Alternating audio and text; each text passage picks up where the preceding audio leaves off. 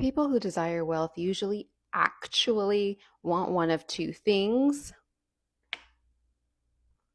and that is either purpose or freedom. But what's interesting about wanting purpose through wealth is that it's not going to happen.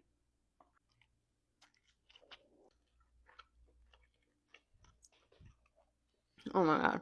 Wanting purpose through wealth is a trapdoor because purpose is grounded and wealth is fleeting when we're talking about material wealth. So your purpose can't be grounded in something that is fleeting and ever changing. It needs to be solid, which is why your purpose is you. I talk about this. Your purpose is not what you do, how much money you make, your job title, this or that, because all of that can change tomorrow. So why would you attach something that is such a core frequency to the way you operate in this world with something that is so fickle and unreliable? That's like dating someone that you know can't love you right. It's self-sabotage. Anyway, those who do feel a sense of purpose once they achieve wealth usually realize that it's a false sense of purpose because the wealth is there and they still feel like shit anyway. And so that's when the real work begins and you realize that you want wealth for freedom. But then this is what else you realize. You're afraid of it. Freedom sounds nice in theory, but a lot of people are not ready to do what it takes to truly embody a sense of freedom and to fight for freedom. And so sometimes we look to wealth and we desire wealth because we feel like that's what's going to give us a sense of freedom. And within that, security, stability, all of the things that make us feel good about the fact that we're here and we don't know what the fuck is going on, but at least we got some money, right? What some of us don't realize we're doing is we are rejecting the freedom before we even get the type of freedom that we think we want. And we do it every single day. And it is so subtle that people don't even realize they're doing it. And that is not allowing yourself to change your mind. That is a freedom that so many of us reject, neglect, give away because of what it does to us when we actually enforce it.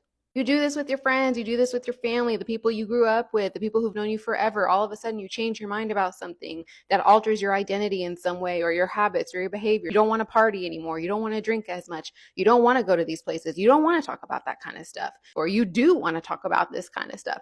All of these different changes, right? You change your mind. And then what are you met with sometimes? Opposition, criticism, judgment. Why? Because you changed something about yourself that now is requiring your environment to change so that it can align with who you are in this moment. And this is happening every freaking second. But if you are not met with support when you decide to change your mind, to be open about the fact that new information has come up that has altered the way you feel about something or someone or whatever else, then you're not going to want to do that very often. And so you are rejecting a freedom of yours that is subtle and happens moment by moment every single day.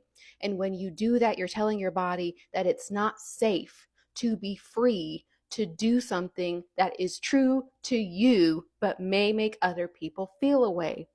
And when you think about wealth, a lot of people are afraid of having wealth because of how it might make other people feel. Evil eye, jealousy, envy. You've created a fear rooted in the same wealth that you are desiring, that you believe will give you a freedom that you're already not accepting. You're bracing your body for rejection, for denial, and all you've ever wanted was to belong. So unconsciously, you continuously tell your body that freedom is not always safe. And if wealth is what you think is the vehicle to give you a sense of freedom, then it is also part of that energy because it's all rooted in the same thing. So maybe it's not acquiring wealth that you're afraid of or sustaining it or maintaining it, but it's the fact that it will give you a level of freedom that might make things change around you and within you. And you're more worried about how that's going to be received. Meaning, if I stay the same, everything stays the same, the world stays the same, nothing has to change. Let me know how that works out.